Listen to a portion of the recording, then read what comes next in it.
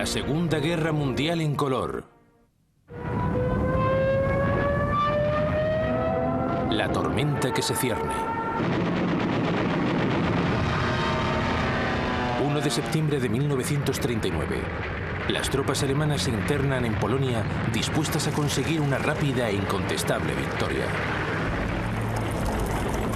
Apenas 20 años atrás, sus predecesores marchaban también, pero entonces regresaban a su patria como un ejército derrotado. Noviembre de 1918. 4 años después del inicio de la Primera Guerra Mundial, el emperador de Alemania, el Kaiser Guillermo II, se ve forzado a abdicar. Sus ejércitos han sido destrozados tras una implacable ofensiva realizada por las tropas británicas, francesas y americanas. Su pueblo se enfrenta ahora al hambre. Y una peligrosa leyenda comienza a arraigar.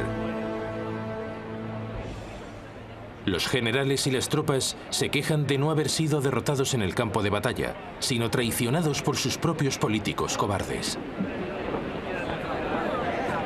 En cualquier caso, a las 11 de la mañana del 11 de noviembre de 1918, la 11ª hora del 11º día del 11º mes, la Primera Guerra Mundial toca a su fin.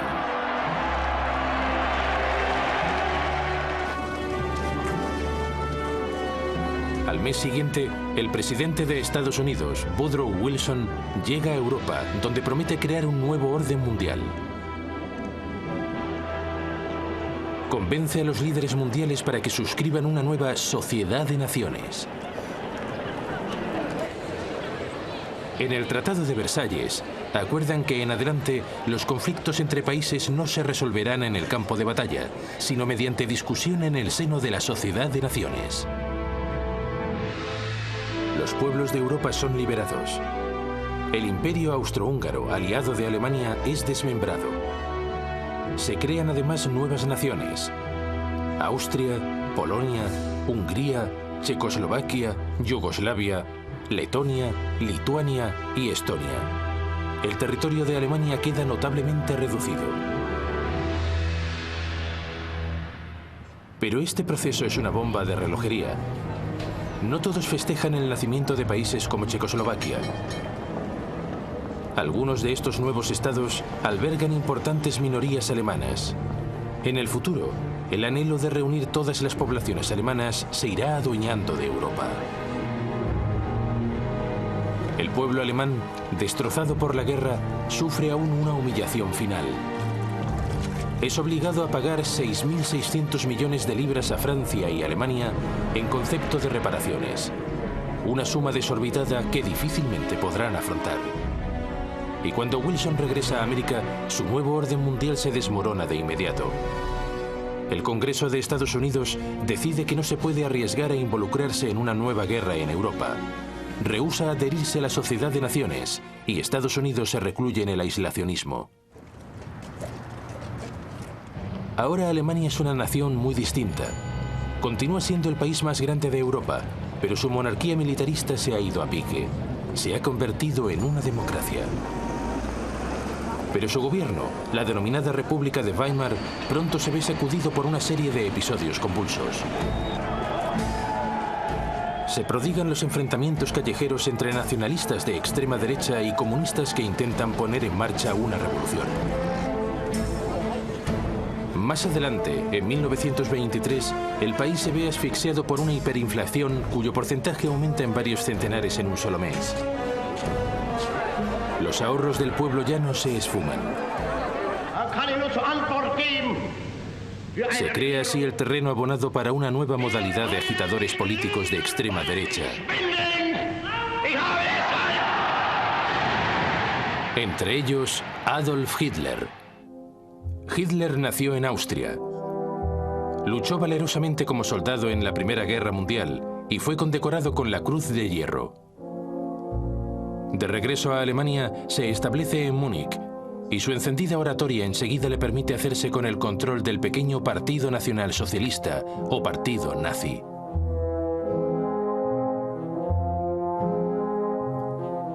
En octubre de 1923, Hitler y sus esbirros intentan un golpe armado contra el gobierno de Weimar. La intentona fracasa y Hitler es condenado a 9 meses de reclusión. En su celda escribe un libro, Mein Kampf, Mi lucha, en el cual achaca los males que padece Alemania a los judíos y exige que el país recupere su poder y se anexione nuevos territorios en el este. Tras ser puesto en libertad, se centra en la tarea de organizar la militancia nazi como un partido político serio y disciplinado. A partir de este momento, se valdrá del sistema democrático para conquistar el poder. Pero durante los últimos 5 años, la Alemania de Weimar ha prosperado. El apoyo a los partidos extremistas, tanto de derechas como de izquierdas, ha disminuido. Aún así, de manera inesperada se presenta la gran oportunidad de Hitler. En octubre de 1929, el mercado de valores de Estados Unidos cae en picado. Se pierden miles de millones de dólares y una depresión económica se extiende por todo el planeta. El desempleo en Alemania se eleva a más de 6 millones de personas. Solo los políticos extremistas parecen ofrecer una solución.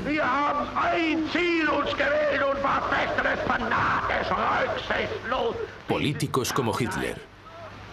En 1931, su partido nazi es ya un verdadero movimiento de masas. Posee su propia legión de matones de camisa parda, las SA o secciones de asalto, que suman casi 3 millones de miembros. En las elecciones de 1932, los nazis se convierten en el partido con mayor representación en el Parlamento alemán, el Reichstag. Pero Hitler rechaza cualquier coalición y el Parlamento queda paralizado. Para superar el punto muerto, el presidente Hindenburg lo nombra canciller en enero de 1933. El gobierno del país ya está en manos de Hitler. Un mes después, el Reichstag es incendiado. Hitler acusa a los comunistas y reclama poderes extraordinarios, que en adelante utilizará para prohibir otros partidos políticos. En agosto de 1934 muere el presidente Hindenburg. Hitler se autodeclara presidente. Ya es el líder absoluto de Alemania, el Führer.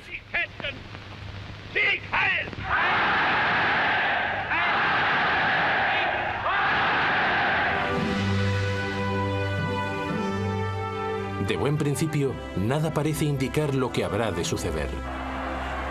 Durante los 3 años siguientes, el Führer se concentra en la recuperación de la economía alemana.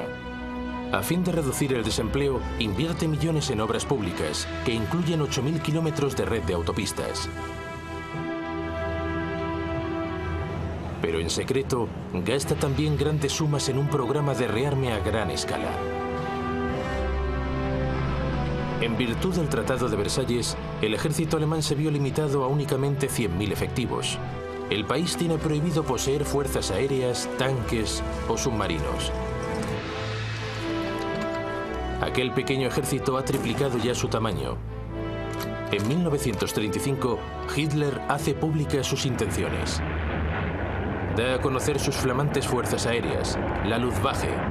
Posee 2.500 aviones, bastante más que Gran Bretaña o Francia. El desempleo se reduce y los nazis adquieren una enorme popularidad. Envalentonado, el Führer realiza su primer movimiento expansionista. En 1935 reocupa la región del Sarre, en la frontera francesa, que ha votado abandonar la Sociedad de Naciones para incorporarse de nuevo a la soberanía alemana. Un año después, envía tropas a la Renania, una parte de Alemania desmilitarizada en Versalles.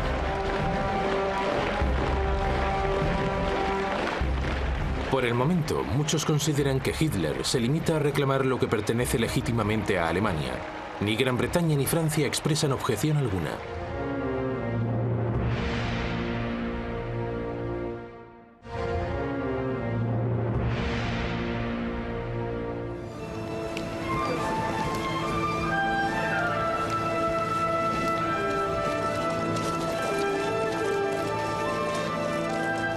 A comienzos del siglo XX, Japón es ya una potencia militar.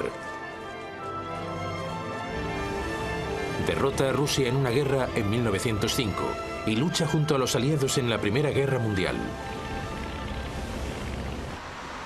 Al terminar la guerra, Japón es una reconocida potencia mundial adscrita a la Sociedad de Naciones. Pero desde el punto de vista político, ofrece un montón de contradicciones. Formalmente es una democracia, pero la tradición feudal sigue teniendo un gran peso. La mayoría de japoneses veneran a su emperador como un dios viviente y lo contemplaban como su auténtico líder. Y el país debe hacer frente a graves problemas económicos. Su población se dispara. Y no posee recursos naturales para abastecer de combustible a las industrias que se expanden a marchas forzadas. Los líderes del país necesitan soluciones y las detectan en la región china de Manchuria. Manchuria es una tierra con grandes y fértiles campos de cereal. Posee ingentes cantidades de carbón y de minerales. Es un objetivo perfecto. Las tropas japonesas ya están allí estacionadas. Otros eventuales objetivos son las colonias gobernadas por potencias europeas. Birmania, la península malaya y Hong Kong, controladas por Gran Bretaña. Indochina, gobernada por Francia, y las Indias Orientales holandesas. Pero en este escenario, Japón ha de obrar con cautela.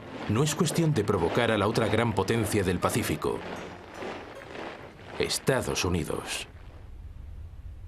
Pese a sus consignas antiimperialistas, Estados Unidos controla de facto un imperio no oficial en el Pacífico.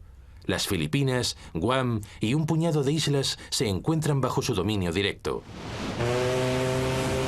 Sin duda posee la fuerza suficiente para hacer frente a Japón, pero desde el final de la Primera Guerra Mundial, el país está ocupado en otras distracciones. En el transcurso de los años 20, la nación se centró en la explotación de sus vastos recursos naturales. Tuvo lugar un boom económico que parecía no tener fin. Muchos hicieron fortuna, tanto en la industria como en el mercado bursátil. Con distracciones como esta, las tropelías crecientes de Japón en el Pacífico se antojan demasiado lejanas. Estados Unidos redujo drásticamente su ejército al término de la Primera Guerra Mundial y firmó un tratado de reducción de la flota de guerra con Gran Bretaña, Francia y Japón. En consecuencia, la superioridad naval en el Pacífico se decantó a favor de Japón. Años después llega la Gran Depresión.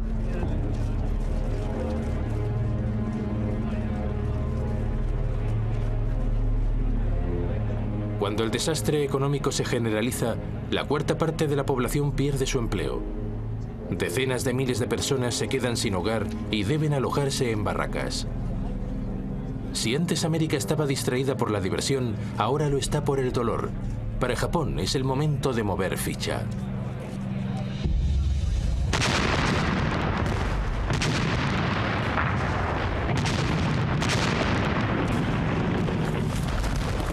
En 1931, sin tan siquiera haber informado a su gobierno legítimamente elegido, las fuerzas japonesas establecidas en Manchuria toman la capital, Mukden, y desde allí invaden el resto del territorio. Un estado títere, Manchukuo, es proclamado bajo un gobierno igualmente títere. Henry Pu-yi, el último emperador de la China, depuesto en 1911, es repescado de su retiro. Japón es declarado un paria universal, pero eso le importa poco. Sus dirigentes han puesto los ojos en ulteriores conquistas, en territorio chino. Se trata de presas fáciles. China es un estado sumido en el caos. El gobierno del generalísimo Chiang Kai-shek está enfrentado al Partido Comunista Chino, dirigido por Mao Zedong. El país está en guerra civil.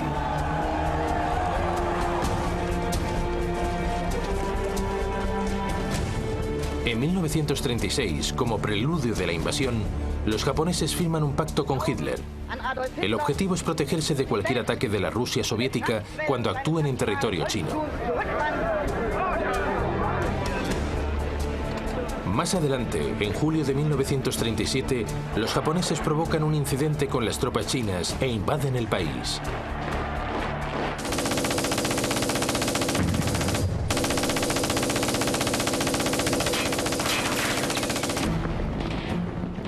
Al principio, los chinos son cogidos por sorpresa.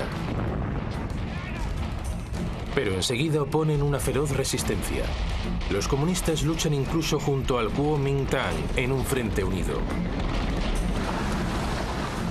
Los japoneses responden con aparatosos desembarcos y a finales de 1937 ya han invadido extensas partes del norte de China y de la costa. Los japoneses llegan a atacar buques de guerra británicos y americanos que han sido enviados a la zona para proteger su comercio marítimo. El incidente más grave tiene lugar el 12 de diciembre de 1937. La cañonera estadounidense Panay es hundida por bombarderos japoneses. 50 tripulantes pierden la vida. Pese a todo, las potencias occidentales rechazan intervenir. La Sociedad de Naciones se revela impotente. En Estados Unidos, el presidente Roosevelt plantea imponer un bloqueo naval a Japón. It has become clear that acts and policies of nations in other parts of the world have far-reaching effects on us. Pero los británicos no quieren ni oír hablar de ello. Temen que un bloqueo pueda desencadenar una guerra. Así las cosas, lo único que puede hacer Roosevelt es ofrecer un préstamo de $25 millones a Chiang Kai-shek para adquirir armamento. En el transcurso de 1938, los japoneses invaden Cantón y empujan a las tropas chinas hacia el oeste del país.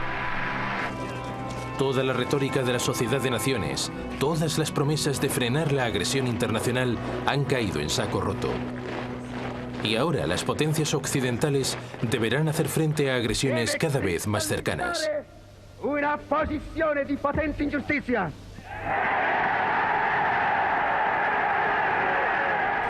Principi che sorgono e che nascono e i principi che declinano, la vittoria è per noi, per i primi. Hoy resulta fácil reírse de Benito Mussolini, el dictador fascista de Italia. Toda esa gesticulación se nos antoja ahora más bien ridícula. Pero no era así en 1922. Por aquel entonces, Italia se encuentra al borde de la anarquía. El país se ve azotado por huelgas y expropiaciones de tierras. Como en el caso de Alemania, el gobierno democrático se revela impotente para combatir el malestar social.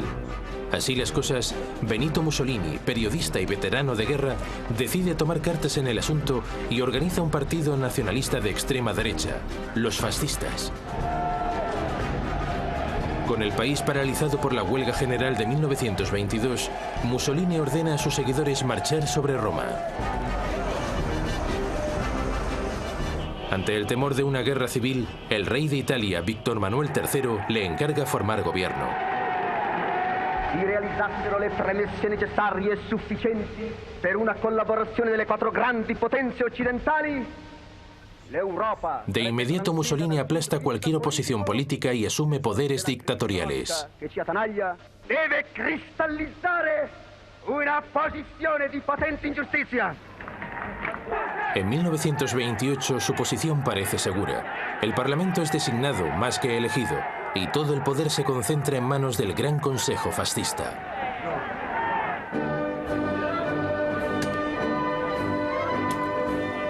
Como en el caso de Hitler, las primeras decisiones de Mussolini lo hacen inmensamente popular.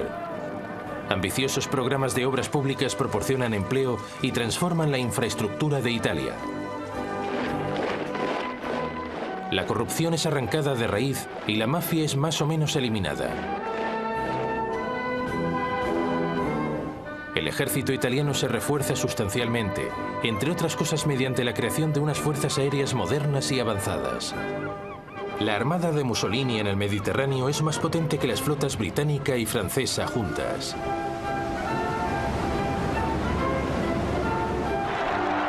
Cuando sobreviene la Gran Depresión, Italia parece capearla mejor que la mayoría de naciones. Mussolini se convierte en un referente universal. Numerosos dirigentes políticos, y entre ellos el propio Hitler, contemplan el sistema fascista como un modelo de gobierno fuerte y resuelto, en contraste con la debilidad de las democracias de Gran Bretaña y Francia. Pero Mussolini busca algo más que adulación. Aspira a recrear el Imperio Romano y ya tiene en mente un objetivo para su primera adquisición imperial.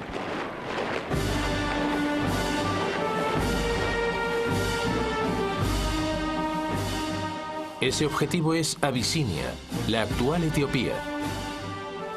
Italia posee ya colonias en sus fronteras, en Eritrea y en la Somalia italiana.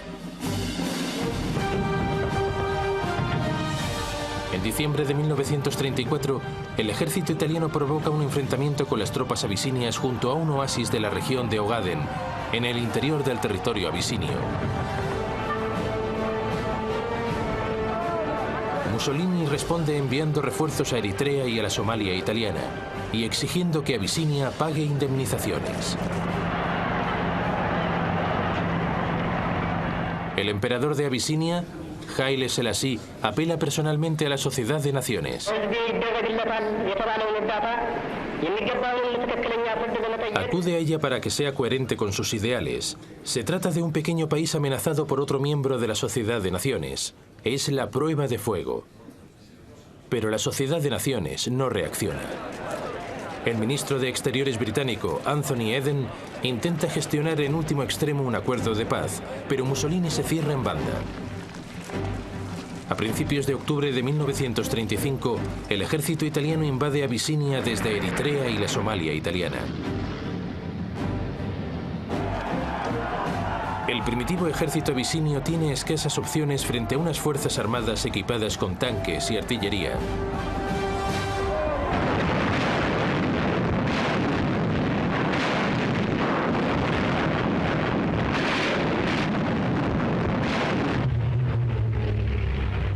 La aviación italiana domina por completo el espacio aéreo y hostiga sin descanso a los abisinios.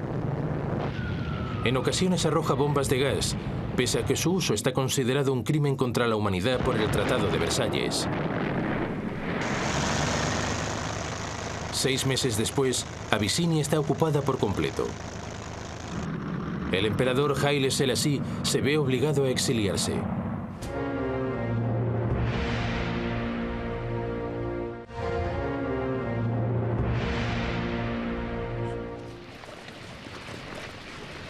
Pese a las numerosas bajas sufridas en el frente del oeste, Gran Bretaña acabó la Primera Guerra Mundial con un ejército de reclutas numeroso y muy efectivo.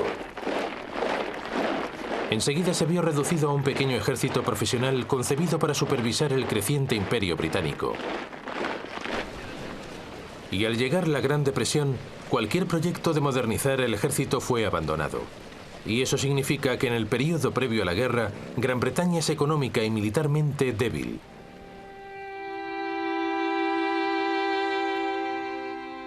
Las bajas francesas durante la Primera Guerra Mundial fueron aún mayores que las británicas. Siempre recelosa de los alemanes, Francia mantuvo un nutrido ejército de reclutas, pero el índice de natalidad disminuyó en el transcurso de los años 20. Estaba claro que tendría lugar un déficit de recursos humanos entre mediados y finales de los años 30. Ahora Francia es consciente de que no puede competir contra Alemania en cuanto a número de efectivos militares.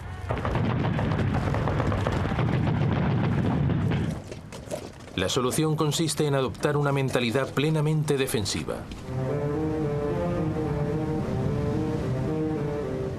La línea Maginot, levantada a partir de 1930, se compone de un cordón de fortificaciones que transcurre a lo largo de la frontera germano-francesa hasta la frontera belga.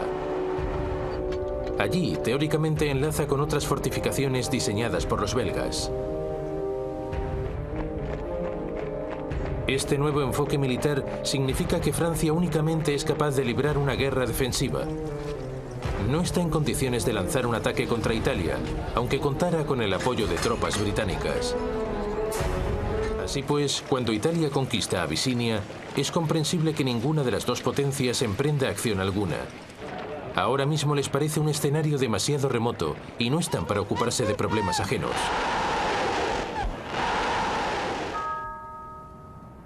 Por el momento ya tienen suficiente con enfrentarse a los traumas de la Gran Depresión. La presión resultaría excesiva y, sobre todo, ambos países se enfrentan ahora a una amenaza militar mucho más cercana.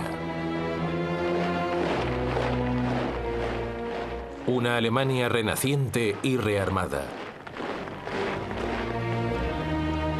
El poder de Alemania y también el de Italia están a punto de ponerse a prueba al apoyar el alzamiento de otro dictador en España.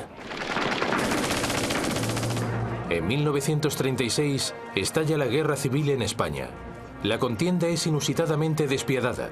Se enfrentan familias contra familias, comunistas contra fascistas, ateos contra creyentes. En 1931 asciende al poder un gobierno de izquierdas decidido a acabar con la secular monarquía española. El rey es forzado a exiliarse y se declara una república.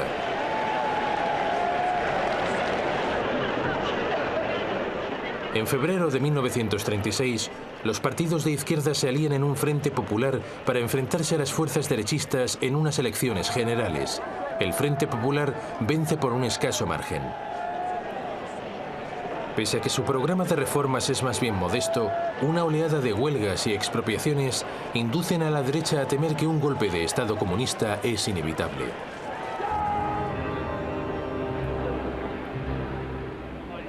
En el seno del ejército español, un bastión de la ideología católica y conservadora, los oficiales de alto rango comienzan a sopesar la viabilidad de un golpe de Estado. Entre estos se encuentra el general Francisco Franco, un antiguo jefe del Estado Mayor que ha sido exiliado de facto para comandar las Fuerzas Armadas españolas en las Islas Canarias. El 17 de julio de 1936, las unidades del ejército que combaten contra las guerrillas en la colonia española de Marruecos se amotinan. Al día siguiente, Franco huye para unirse a ellas, proclamando un nuevo movimiento nacionalista destinado a salvar a España del comunismo. Las guarniciones peninsulares se suman a la revuelta. El Frente Popular responde reclutando voluntarios para defender la República. El país está ya en pie de guerra.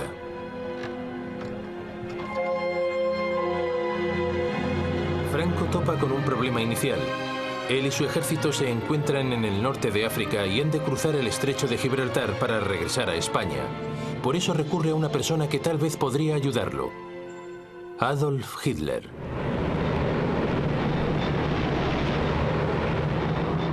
Antes de un mes, los aviones de transporte de la flamante Luftwaffe de Hitler ya han habilitado un puente aéreo para trasladar a los bregados veteranos de Franco hasta el sur de España.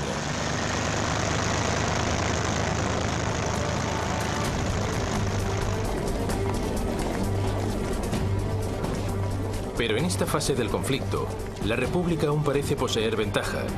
Los alzamientos militares a favor de Franco en Madrid y Barcelona han sido rápidamente aplastados, dejando la mayor parte del este del país bajo el control del gobierno republicano.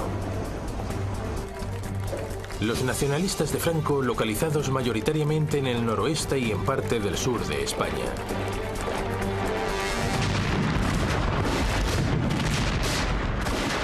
Pero la situación de los franquistas da un vuelco cuando Hitler y Mussolini comienzan a enviar tropas y armamento.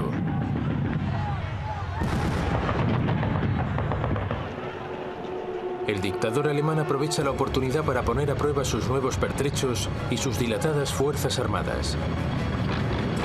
Son enviados los primeros Panzer con cerca de 12.000 soldados. Y la Luftwaffe despliega su Legión Cóndor con sus ultramodernos bombarderos y aviones de combate.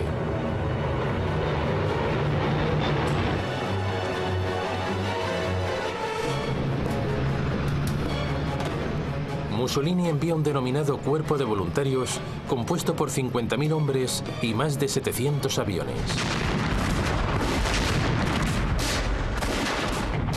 Los republicanos solicitan ayuda a Gran Bretaña, Francia y la Unión Soviética. Pero Londres y París temen hacer estallar una guerra en Europa y declaran una política de no intervención.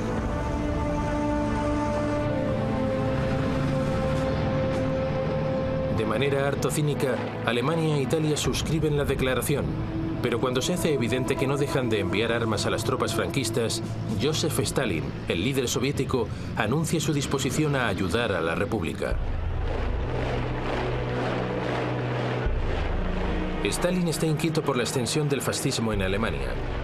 Hitler ha dejado muy claro que para él el comunismo es el principal enemigo del nazismo.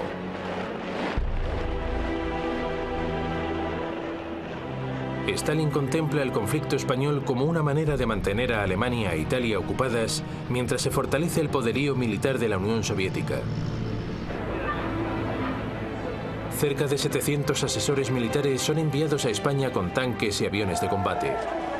No es poca cosa, pero no se puede comparar a la ayuda recibida por Franco. En realidad, la principal ayuda exterior a la República no procede de ningún Estado, sino de voluntarios, las Brigadas Internacionales. Cerca de 30.000 izquierdistas americanos, británicos, franceses y alemanes se alistan para combatir en España.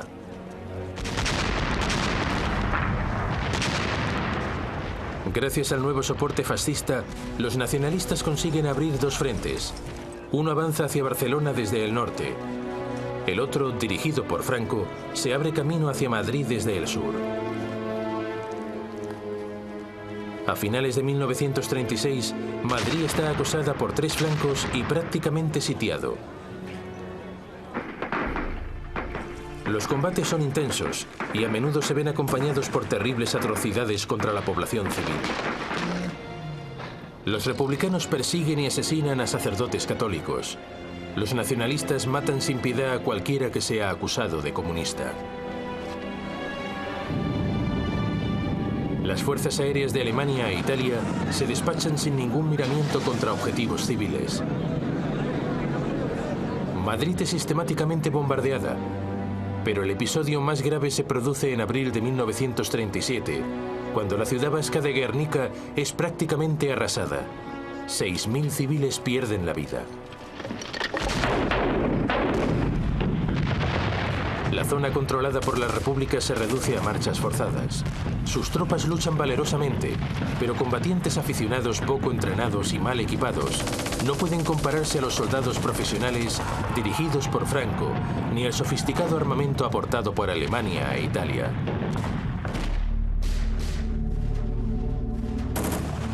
A medida que la guerra se va alargando, los combates en la periferia de Madrid se convierten en un símbolo de la determinación de las izquierdas de no ser aplastadas por una dictadura de corte fascista. Pero entre bastidores, la alianza republicana se viene abajo. Comunistas y socialistas quieren concentrarse en la consecución de una victoria militar. Pero los anarquistas y los sindicalistas, más idealistas, ven en la guerra una oportunidad para desencadenar una revolución de masas conducida por la clase obrera. Esas discrepancias salen a la luz en mayo de 1937. En Barcelona tienen lugar enfrentamientos entre anarquistas y comunistas que debilitan fatalmente la causa republicana.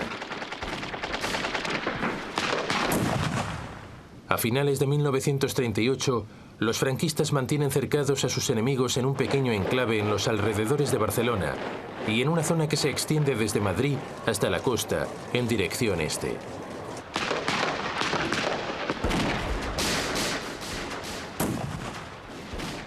Madrid continúa resistiendo, pero las brigadas internacionales ya se han retirado.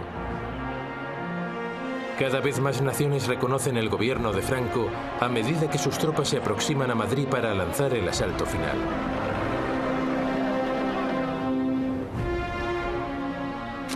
A finales de marzo de 1939, los defensores de Madrid están extenuados después de casi 3 años de combates. La capital, finalmente, se acaba rindiendo.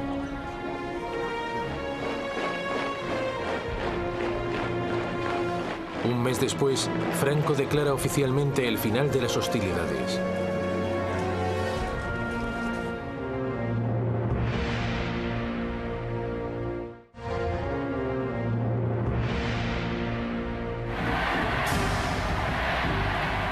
Desde el momento en que es nombrado canciller de Alemania, el 30 de enero de 1933, Hitler comienza a poner en práctica sus ambiciones a largo plazo.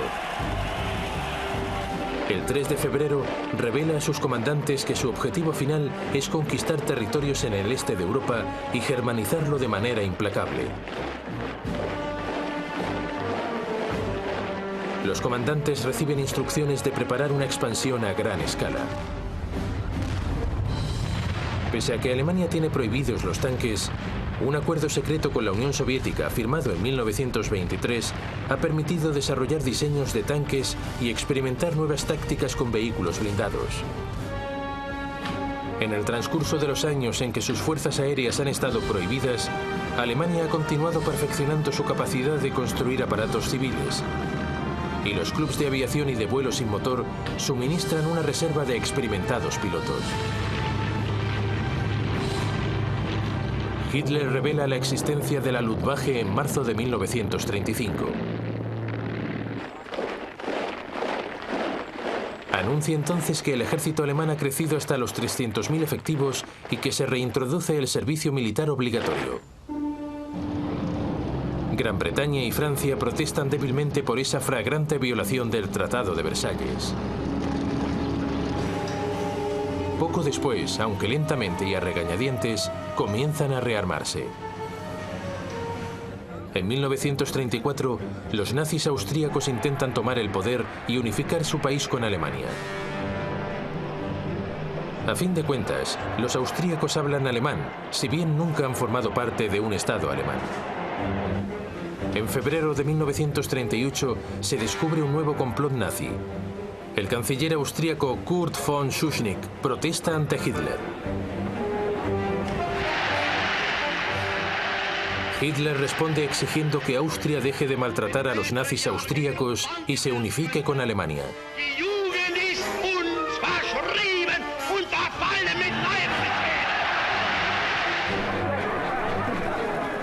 De inmediato, Schuschnigg convoca un referéndum para que los austríacos voten si quieren o no seguir siendo independientes.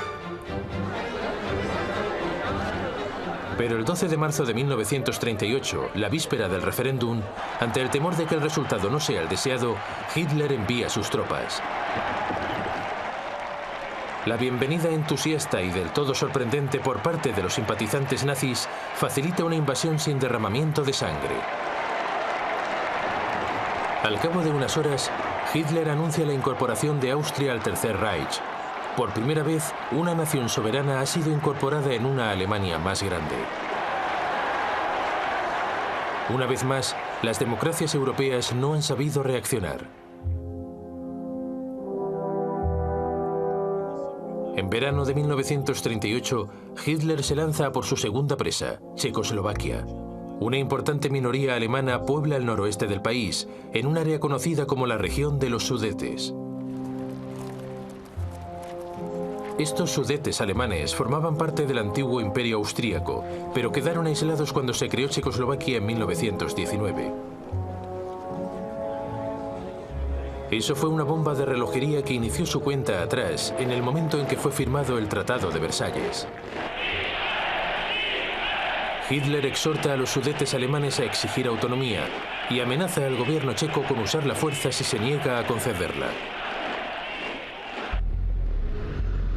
Lejos de dejarse intimidar, el gobierno checo ordena una movilización general y se prepara para resistir. El ejército checoslovaco es numeroso y está bien equipado, y posee excelentes fortificaciones en la frontera con Alemania. Hitler da marcha atrás. Poco después, a principios de septiembre, ante el temor de una guerra inminente, el primer ministro británico, Neville Chamberlain, decide actuar como mediador. Viaja 2 veces a Alemania para reunirse con Hitler. El dictador nazi le asegura que si le es cedida la región de los Sudetes, no reivindicará ningún otro territorio en Europa.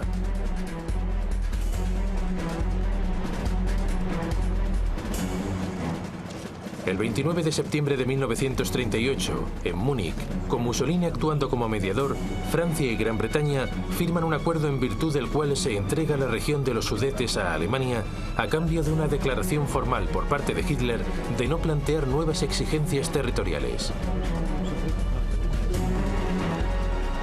Chamberlain regresa a Gran Bretaña ondeando el papel que, según él, garantiza la paz.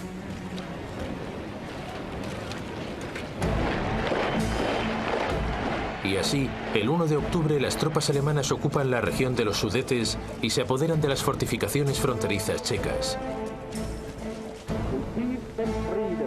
Hitler ya ha comenzado a evaluar su próximo objetivo, Polonia. Eine große Nation muss dauernd zusehen, wie gegen Recht und vertragliche Bestimmungen Angehörige blutet.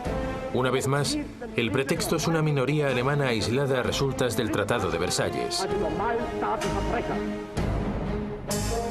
Hitler exige la devolución del puerto de Danzig al Estado alemán, para que Prusia Oriental pueda estar conectada con el resto de Alemania. Los polacos se niegan y Hitler titubea. Aún no está del todo preparado para una guerra total y todavía no ha concluido sus asuntos en Checoslovaquia. En marzo de 1939, la parte oriental del país, Eslovaquia, que es étnicamente distinta a las regiones checas, apela a Hitler para conseguir una mayor independencia.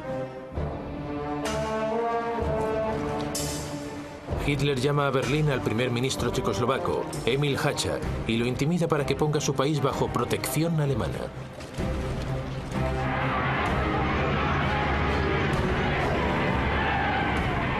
Las tropas alemanas marchan en el resto de Checoslovaquia sin encontrar oposición. La mayor parte del país es anexionada al Reich. Eslovaquia es declarada un protectorado. Por primera vez, Hitler ha ocupado territorios no germanófonos, pero de nuevo las protestas de Gran Bretaña y Francia no pasan de discretas. A finales de marzo, Hitler reitera su exigencia de que Polonia renuncie a Danzig. Esta vez Francia y Gran Bretaña anuncian inequívocamente que declararán la guerra si Polonia es atacada. Pero de momento, a Hitler le importa poco si lo harán o no. Está convencido de que serían rivales débiles e indecisos.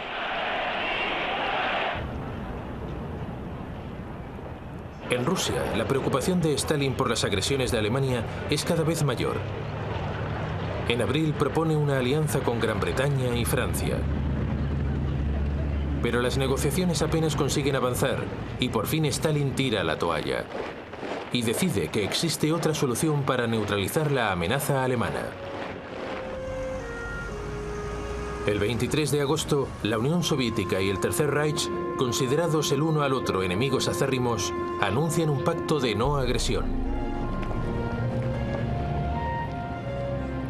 El acuerdo especifica secretamente que Polonia se repartirá entre los dos países y que Stalin tendrá carta blanca para apoderarse de Estonia, Letonia y Lituania.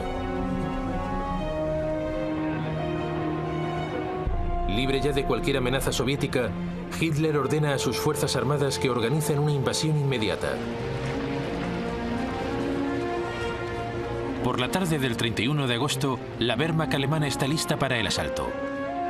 Su Führer ha tomado una decisión que sumirá el mundo en una gran guerra.